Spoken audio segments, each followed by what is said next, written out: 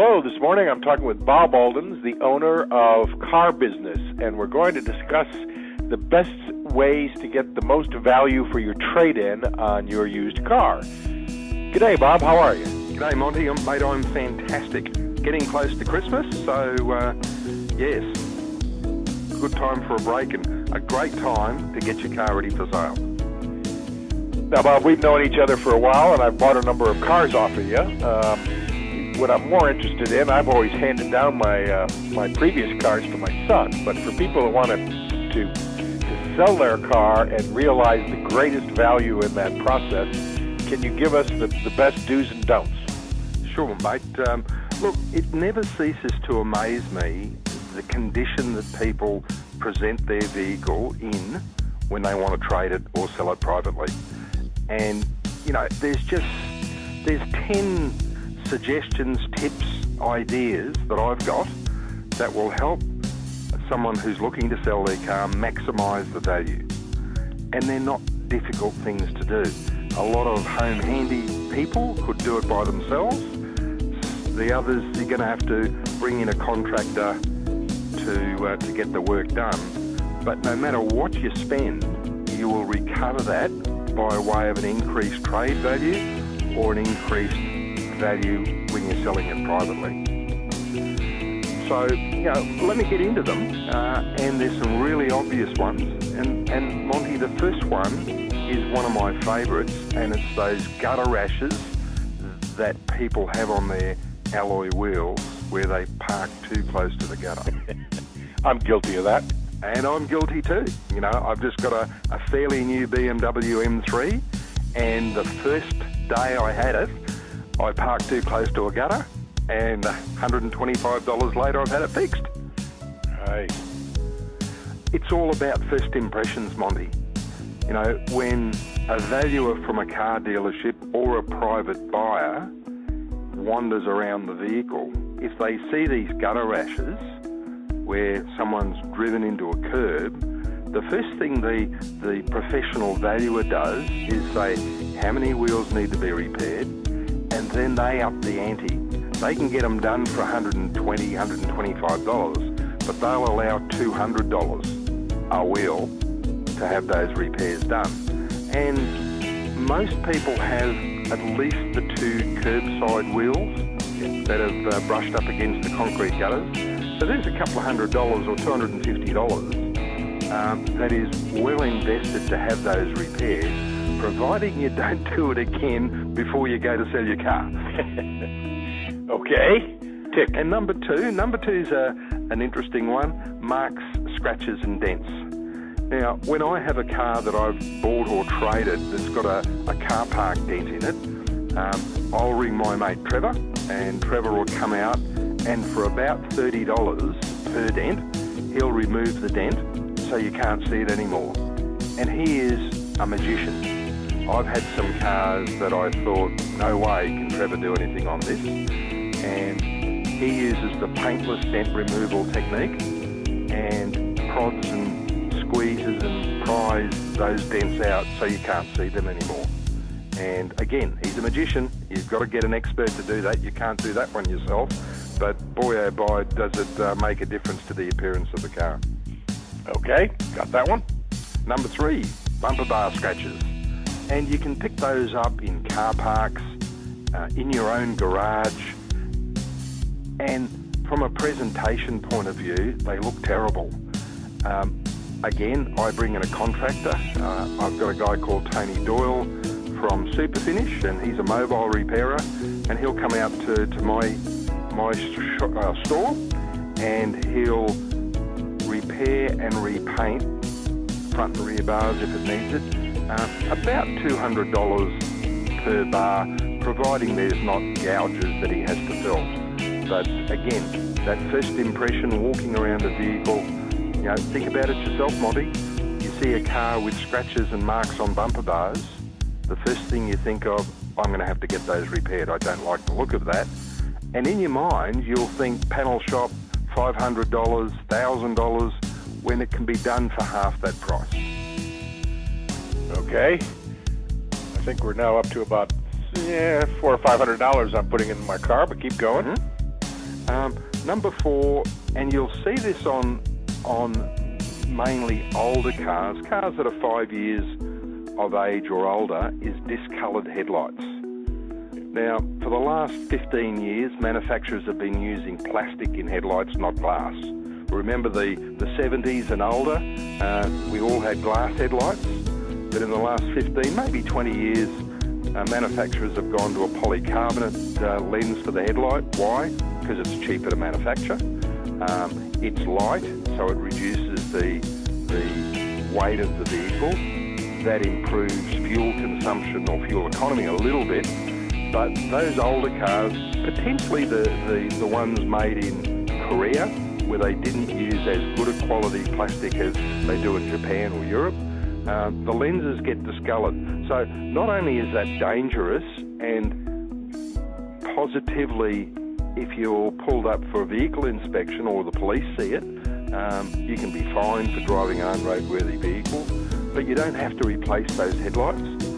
You can get them repaired for about $100, where again, a professional takes off the discoloured portion of the headlight and applies a clear coat to it, so they look almost the same as they did when the car was first sold. Again, not a huge expense, but again, that presentation. And leading on from that, in between the headlights, there's the bonnet.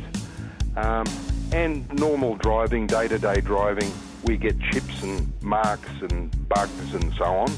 You can get the bugs off, but the chips have got to be handled. And I don't go and get them brush touch, Monty. I've got a sneaky way to improve the look of that, and that's to go to somewhere like Supercheap or Autobarn or Repco and buy a bonnet protector, preferably a dark tinted one, because the chips on the bonnet are right on the leading edge where it is almost 45 degrees to the road, and that's where we get our chips. Those people who are out in the country, they'll get chips further up the bonnet, which would probably require a repair. But for we people in the city, a dark tinted bonnet protector will hide all those little chips and scratches that are on the front of the bonnet. Okay, that makes sense. It does. And I suppose the big deal on preparing a car for sale is what condition the car's in. Look, I've seen cars come in here with hamburger wrappers, lolly wrappers, nappies, dirty socks, and someone says, I'd like to trade that vehicle. And I look at them and I can't help myself, Monty. I'm getting a bit old and grumpy, and I said, look, would you take that car away and get it cleaned and let me have another look at it? But the best way to do it is to go and get it professionally detailed. They'll shampoo the carpets and the seats. They'll put some nice vinyl preparation or leather preparation over the seats. They'll steam clean the engine area. They'll clean your boot out, and they'll make it look as best as it possibly can. And that investment's a couple of $100, about $250 if you go the whole hog. If it's a four-wheel drive, probably a little bit more, up to $300. But it just changes the complexion of the vehicle.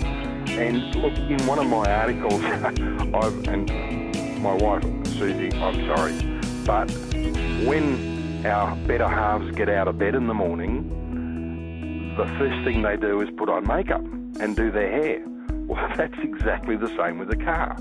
You've got to make it look as good as it possibly can. Think about the celebrities. Kim Kardashian won't get out of a room until she's put her makeup on and done her hair. Well, we want to present our vehicle in the best possible manner.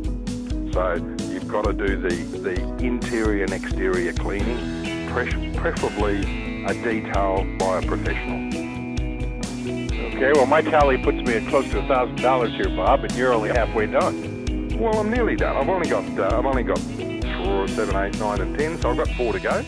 But every dollar that you spend on preparing your car for sale, you'll recoup double when you go to sell it or when the valuer at the dealership puts a price on it.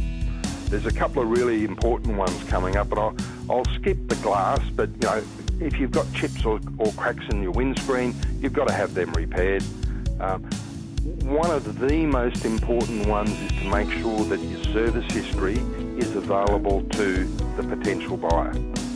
If your logbook hasn't been filled in by the people who've been servicing it, go back to them, get them to put their stamp and the date that they did their work in the service manual.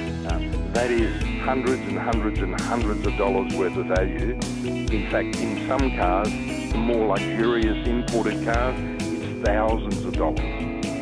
So it's a really important thing for customers to think of when they're having their car serviced, that they make sure that the dealer's done the stamp. The other thing that I'd really suggest is a strong one is to get a safety certificate done. If you're selling it privately, you must have one done. But even if you're trading it with the dealership, it costs about $80 to have a safety certificate completed, plus any work that's required. But if you leave the safety certificate on the front seat of your car when you present it for the valuer to put a price on it, he'll know that his workshop doesn't have to do it. In the mind of the valuer, he allows about $1,000 for mechanical work that he can't see, whether it's a 2-year-old car or a 7-year-old car or a 10-year-old car. If you can prove to the dealership that you've had all the work done that's required for them to be able to put it straight onto their used car yard, again, that will save you a lot of money.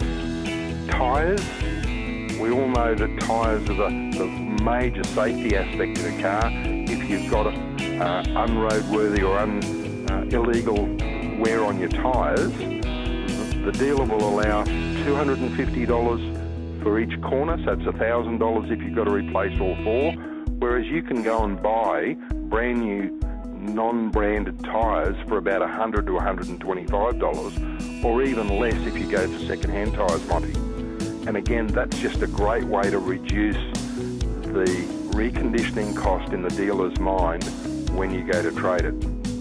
The last one that I've got is torn trim. That's a bit more difficult. If you've got a cigarette burn in your seat, you can find an upholstery, a car trimmer, and they'll unstitch and nip up the bit of the trim that's got that cigarette burn in and make it go away. I do that as a dealer. If you've got a tear, you've then got to make a decision whether you get that repair done or whether you leave it alone. Me, I always get torn trim repaired because I want my cars to look as perfect as I possibly can without going crazy. So, Monty, they're the 10 tips. I'm really happy for customers to contact me, and I can give them the names of contractors, give them some advice. I'll even look at their car and give them some tips on their particular car on how they can maximise the value. But if the valuer looks at a particular car and says, I'm going to spend about $2,000 on that car, I think it's worth $10,000, or he looks at a car that's got $2,000 to spend, he's going to save $5,000 or $6,000 because not only the cost of repairs, but the time that it's going to take before it's prepared and back on the used car lot. Fair so enough. what do you reckon, mate? I reckon that makes sense. Is there a threshold where the value of the car just doesn't warrant that sort of work? I mean, if it's a high kilometerage car and it's over a decade old and it's maybe only worth $3,000, Yeah, you've talked about $1,000 worth of stuff easily. Sure. Look, if a car's older than 10 years and it's done more than, say, 200,000 kilometres, I'd probably still get it detailed, but I wouldn't necessarily do the rest of it. These tips are for cars really up to 7 years of age, but that's also dependent on what you've got. If someone's got a V8 manual Commodore or Falcon that's appealing in the marketplace, I'd probably get all the work done because I know I'm going to get top dollar for my car. Right. The older the car, the higher the kilometres, it's debatable. And I suppose the way to think about this is the dealership that I'm going to, is this a car that they are going to keep and resell on their lot? If it's not, do the basics, do a wash and vac and clean the glass yourself, make it as presentable as possible, even get that safety certificate and throw it on the seat, because at least they know that there's not thousands of dollars worth of mechanical repairs to do. Perfect, Bob. Bob, if somebody does want to take you up on your offer for some of the services you're offering, what's the best way to find you or get a hold of you? Okay, well, they can search for Car Business on the internet, carbusiness.com.au. They can email me at bob.aldons@carbusiness.com.au. They can find Car Business on Facebook or Twitter, because I'm there. Or they can call me on 0418 748 498. Lots of ways to get in touch with the car guy, Monty. That's fantastic. Thanks, Bob. And Thanks, Monty. look forward to doing this in the future on another topic. Sounds great. Love to do it.